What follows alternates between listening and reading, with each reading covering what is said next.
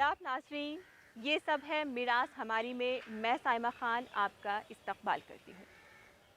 Kashmir तमद्दुनी revise और मुखालिफ revise की सरजमीन है।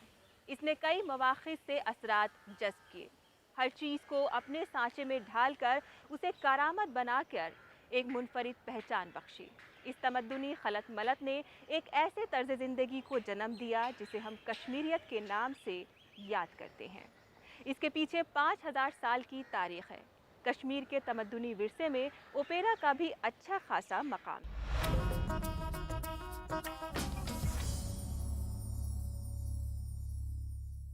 कश्मीर न सिर्फ अपने कुदरती हुस्न की वजह से मशहूर है, बल्कि यहाँ पैदा हुए अजीम हुक्मरानों ने तारीख के औराक पर अपने अनमिट नकूश ज़ब्त करने में भी कामयाबी हासिल की। ललितादित्य, मुक्तापीड़ा, अवंती वर्मन, सुल्तान ज़ैनुल आबिदीन उस सफ़ के हुक्मरानों में शामिल हैं जिन्होंने कश्मीर की सकाफती मीरास में बहुत ज़्यादा इजाफा किया। कारकोटा ख़ानदान से ताल्लुक़ रखने वाले बादशाह ललितादित्य ने न सिर्फ शहर बसाए, बल्कि फ़न तामीर की ऐसी रिवायत भी कायम की जिसे आने वाले हुक्मरानों ने भी अपनाया और आगे बढ़ाया। उनका तामीर किया गया मार्कंड मंदिर आज भी दुनिया भर में अपने तर्ज तामीर के लिए मशहूर है। आज इस मंदिर के सिर्फ खंडरात हैं और ये खंडरात बता रहे हैं कि इमारत खूब थी।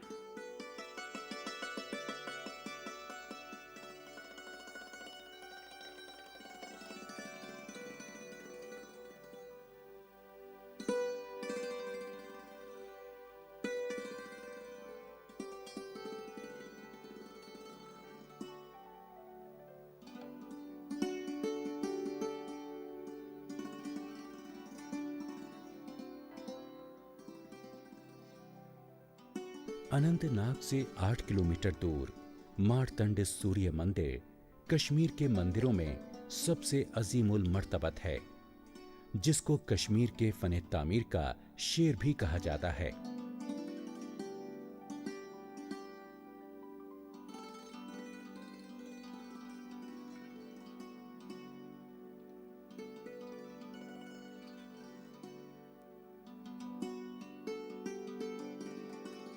इस मंदिर से वादिये कश्मीर का बेहतर तरीके से नजारा किया जा सकता है, क्योंकि इसका जुग्राफियाई महले वकू काफी होशियारी और गौर व खौस के बाद तय किया गया है। ललितादित्य न सिर्फ परिहासपुर शहर की तामीर के लिए मशहूर है, बल्कि इन्होंने मारतंड के सूर्य मंदिर तामीर करने से फन तामीर को नई बुलंदियों से आशना करा दिया।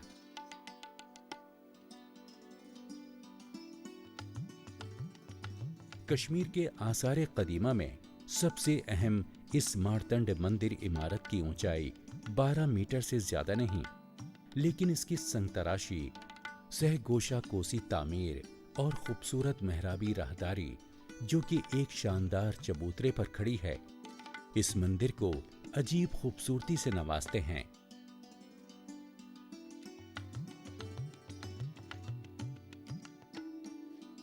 मंदिर की चौड़ाई के मुसावी डेवड़ी मारतंड मंदिर को रौबदार ढांचा बनाने में अहम किरदार अदा कर रही है। ये मंदिर 18 मीटर लंबा और 11 मीटर चौड़ा है। मंदिर के इर्द गिर्द सहन की लंबाई 66 मीटर और चौड़ाई 42 मीटर है।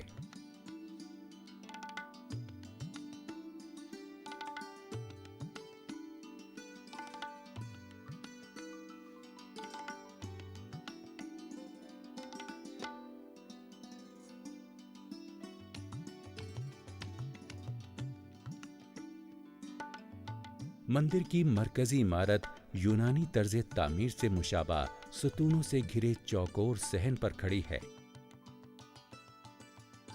इसमें 84 सतून हैं, जो कि एक सूर्य मंदिर की मखसूस तादाद है। कश्मीर में सतूनों की यह कतार तादाद के लिहाज से सबसे ज्यादा है।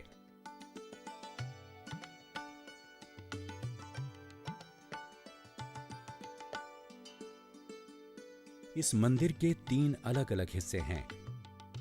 बाहरी हिस्सा काफी ज्यादा ज़ेबाइश से आरास्ता है। दरमियानी हिस्सा भी कुछ हद तक संग तराशी की नफीस नक्शकारी से मुज़य्यन है।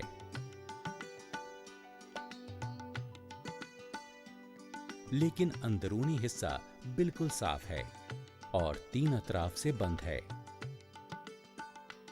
यहाँ 2 सूर्य देवता की और 2 लक्ष्मी की देवी की तस्वीर हैं। इसके अलावा दरियाई देवी गंगा की भी तस्वीर है, जो कि एक मगरमच्छ पर सवार है।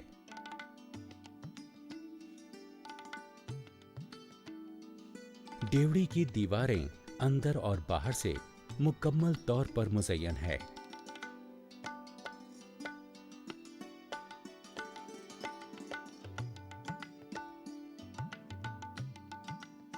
सहरुखी मेहराबों में से हर एक में खड़ी देवी या देवता की एक तस्वीर है, जो तामीर गंधारा से शुरू हुई थी।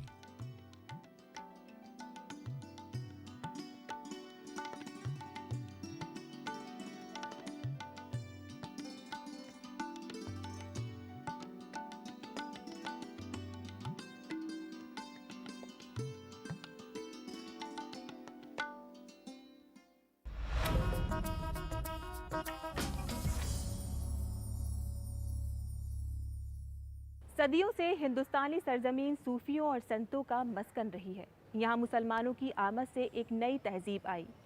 अजमेर शरीफ में ख्वाजा अजमेरी की आमद से एक ऐसा रास्ता खुल गया जिसने मजहब के आपसी टकराव के किसी भी इम्कान को सिरे से ही ख़त्म कर डाला।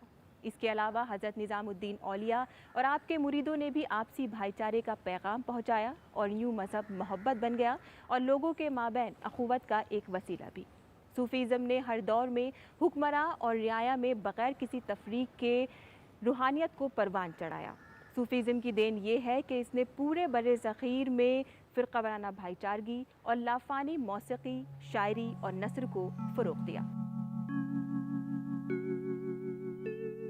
सदियों से हिंदुस्तान की सरजमीन सूफियों और संतों का मस्कन रही है। यहाँ मुसलमानों की आमद से एक नई तहजीब तो आई, लेकिन मकामी रिवायात से इसका इब्तिदा में कुछ टकराव सा दिखाई देता है। हालांकि ये टकराव सियासी नौयत का ज्यादा और अकायदी कम था।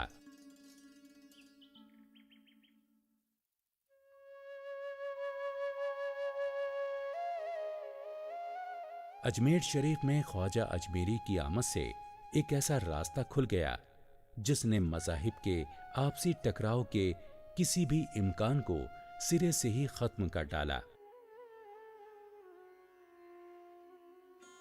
इनके अलावा निज़ामुद्दीन औलिया रहमतुल्लाह अलैह और आपके मुरीदों ने भी आपसी भाईचारे का पैगाम पहुंचाया और यूं मजहब मोहब्बत बन गया और लोगों के माबैन अखवत का एक वसीला भी।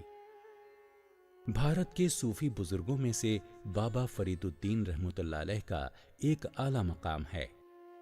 आपने अपने मुर्शिद ख्वाजा कुतुबुद्दीन बख्तियार काकी रहमतुल्लाह अलैह की हिदायत पर मखसूस रूहानी कमाल की हुसूलियाबी के लिए कठिन काम अंजाम दिए। बाबा फरीदुद्दीन रहमतुल्लाह अलैह ने एक शेर कहा है जो सूफिज्म की रूह और इसके लब्बो लबाब को जानने के लिए काफी है। बाबा फरीदुद्दीन रहमतुल्लाह अलैह के कहे गए उस शेर का मतलब यह है कि अरे ओ कौवे, बेशक मेरे जिस्म को नोच लो और उस पर मौजूद गोश्त को खाओ, मगर ख्याल रहे कि मेरी आंखों को कोई गुज़ीर ना पहुंचे, क्योंकि वो तो महबूब की मुंतजिर हैं। सूफीज्म या तसव्वुफ असल में इस्लाम की रूहानी सूरत है। ये रूहानियत का अजीम तरीन मकतब है। सूफीज्म तसव्वुफ या रूहानियत को जानने के लिए इसका तजुर्बा करना जरूरी है। इसके पानियों को पीना, इसके अंदर तैरना और इसमें बह जाना लाजमी है, यहाँ तक कि इसके समंदर के साथ मिलकर आदमी का अपना वजूद खत्म हो जाए। हिंदुस्तानी सूफिज्म का अनोखापन और इसकी अजीम ताकत का राज यहाँ के कल्चर, लोक कहानियों और अलामतों में पोशीदा है। इस हकीकत के पस मंजर में बर्रे सगीर के सूफीज्म ने अपना एक मुनफर्रिद और ख़ास मकाम हासिल किया है। सूफीज्म ने हर दौर में हुक्मरानों और रियाया में किसी तफरीक के बगैर रूहानियत को परवान चढ़ाया है। हिंदुस्तानी सूफीज्म की देन ये है कि इसने बर्रे सगीर के अंदर फ़िरका वाराना भाईचारे और लाफानी मौसीकी, शायरी और नस्र को परवान चढ़ाया।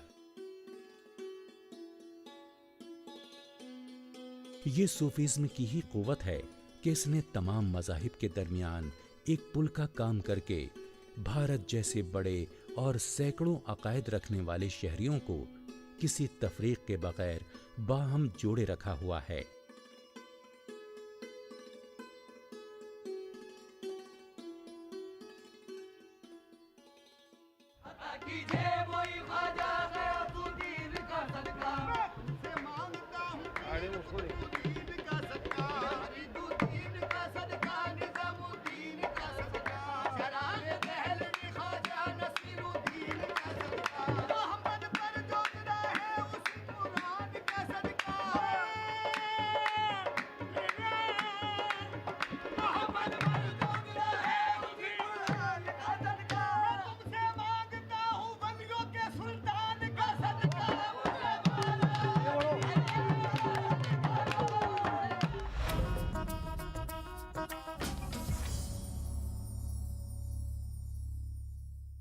भारत की मिरास आर्ट, फ़न तामीर, डांस और दस्तकारियों तक ही महदूद नहीं, बल्कि इसमें फ़न तबाक़ी या ताम के मुख्तलिफ तरीक़े भी शामिल हैं, जो मुल्क के मुख्तलिफ हिस्सों में रहने वाले लोगों की खाने पीने की आदतों की अक्कासी करता है।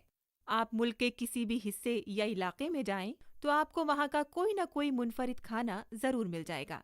जुनूबी हिंदुस्तान का नाम आते ही इंसान के जहन में मसाला जात की बू महक उठती है। जी हाँ, जुनूबी हिंदुस्तान का पकवान काफ़ी मसालेदार होने के साथ साथ इंतहाई लजीज और खुशबूदार भी होता है।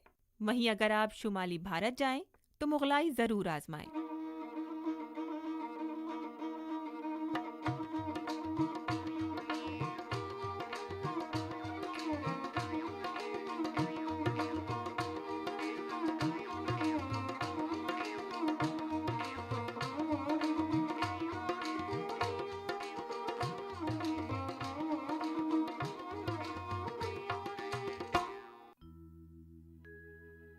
हिंदुस्तानी कुजीन का जौहर मसाले जात हैं और इन्हीं की बदौलत भारत की शानदार तबाखी रिवायात कायम व दायम है।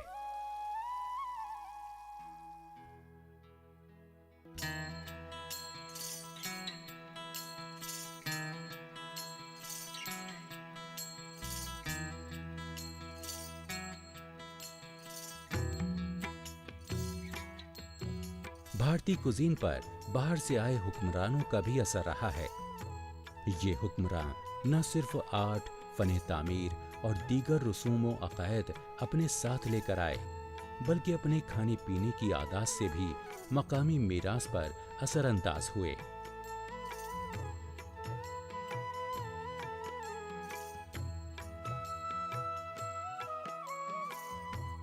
मिसाल के तौर पर अगर मुगलाई कुजीन का नुक्ते आगाज मुगल हैं, तो गोवा तबाखे पर पुर्तगालियों का गहरा असर है और ये बाकी भारतीय कुजीन पर भी सादिक आता है।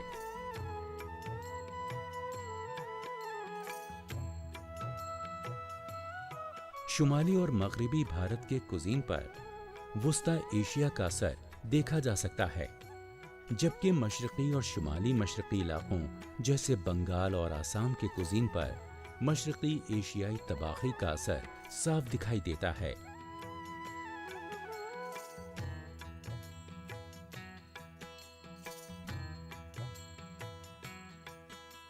भारत के साहिली इलाकों में मकामी कुजीन में मछली और नारियल का खूब इस्तेमाल होता है।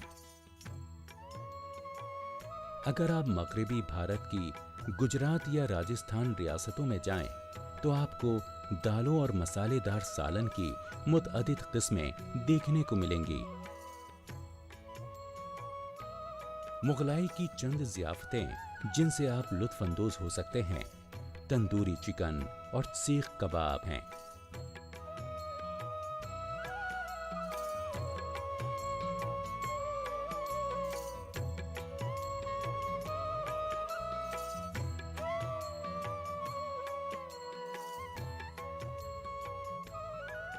मुगलाई खाना काफी ठाठदार है और इसमें काफी मिकदार में घी, दही, मलाई और गरीदार मेवों का इस्तेमाल होता है।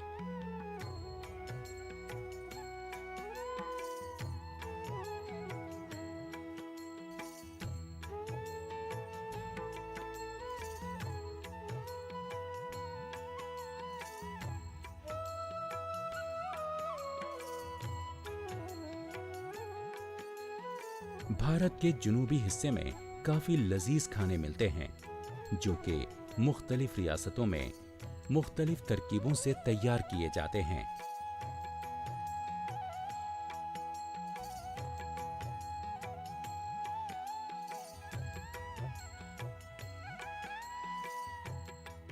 आंध्र प्रदेश का हैदराबाद शहर बिरयानी के लिए काफी मशहूर है।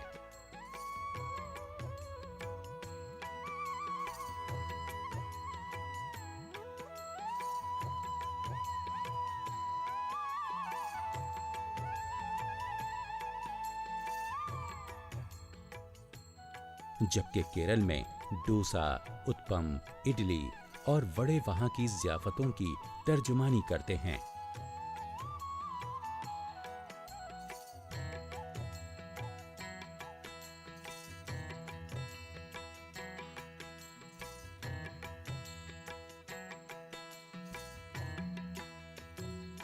जुनूबी भारत की एक और ज़ियाफ़त सांबर है जो खास तौर पर केरल में देखने को मिलती है।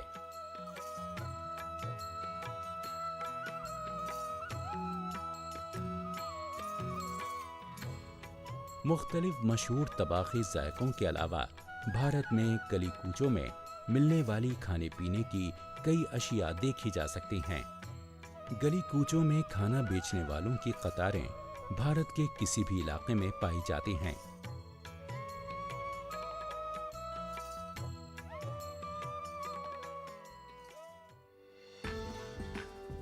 तबाख़ी के एतबार से वादी कश्मीर अपने कुदरती हुस्न के अलावा मकामी कुज़ीन यानी वाज़वां के लिए भी काफ़ी मशहूर है।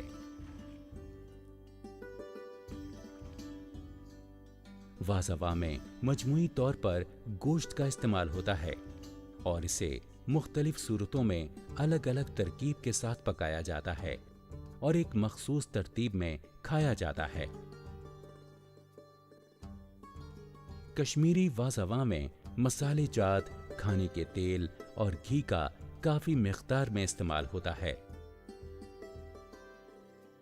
कोरमा, रिश्ता, यखनी, कबाब, तबखबाज, दो प्याज और मेथी इसके बुनियादी पकवान हैं। मौजूदा दौर में वाज़ावान के पकवानों की तादाद 50 से भी ज्यादा है।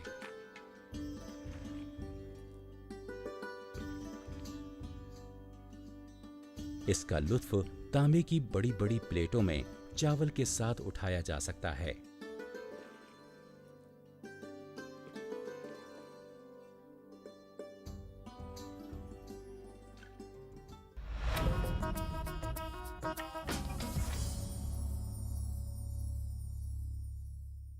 कश्मीर लफ्ज़ी तौर से मगरिब में कश्मीरी यानी आला ऊन की जगह के नाम से मशहूर है।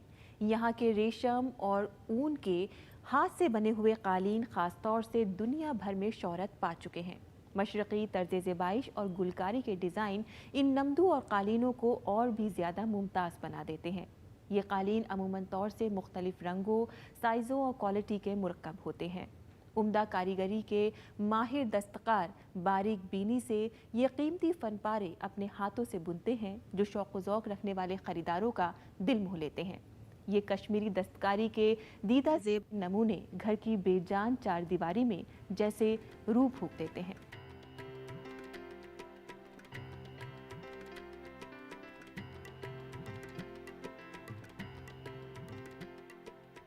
भारत में कई मकामात पर हाथ से टांके गए ऊनी कालीन तैयार किए जाते हैं, लेकिन रिवायती रेशम से तैयार कालीन सिर्फ कश्मीर में ही मिलते हैं।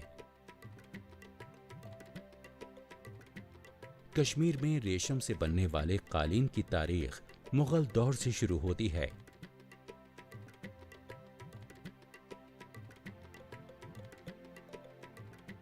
हाथ से टांके जाने वाले रेशम के कालीन मुलायम और हुनरमंदी के हवाले से पूरी दुनिया में मशहूर हैं। ये काफी महंगे होते हैं क्योंकि इनमें ज्यादा मेहनत और मजदूरी लगती है।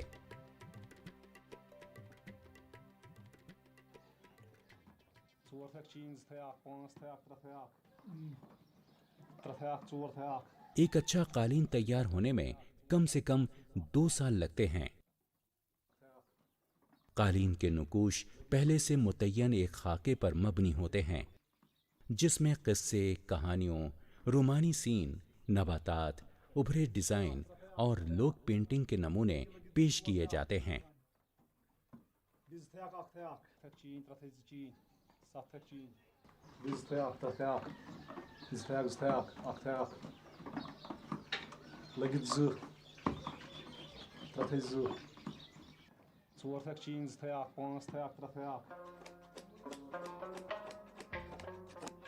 कालीन बाफी के हवाले से कश्मीर का एक मुनफरिद मकाम है।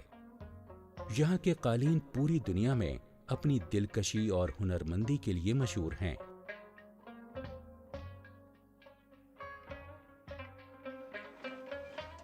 यहाँ 20 टाका फी इंच जैसे मामूली कालीन से लेकर 600 टाके फी इंच जैसे नफीस तरीन कालीन बनाए जाते हैं, जो कि इस शोबे में मकामी दस्तकारों की दस्तरस की अक्कासी करते हैं।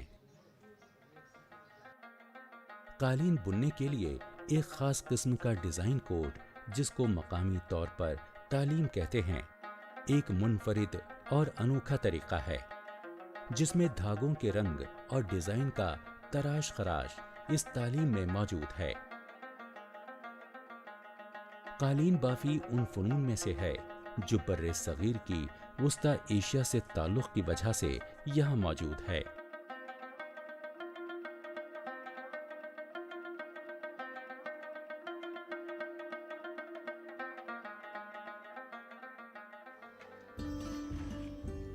कालीन बाफी का काम अगरचे पहले कश्मीर में हर इलाके में अंजाम दिया जाता था, लेकिन अब ज्यादातर यहाँ के देहात में कालीन बुने जाते हैं, जिसमें खवातीन बढ़ चढ़ कर हिस्सा लेती हैं।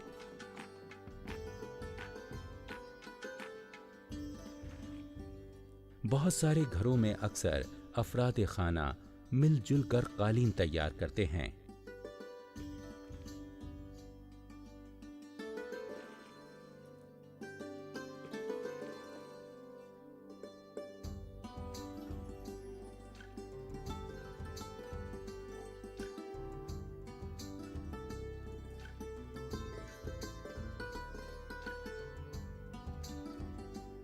कश्मीर को अल्लाह ताला ने न सिर्फ कुदरती हुस्न से मालामाल किया है, बल्कि यहाँ के लोगों को हुनरमंद हाथ भी अता किए हैं। ये हमारे मुल्क की रंगारंग तहजीबी और सकाफती मिरास का अहम पहलू है।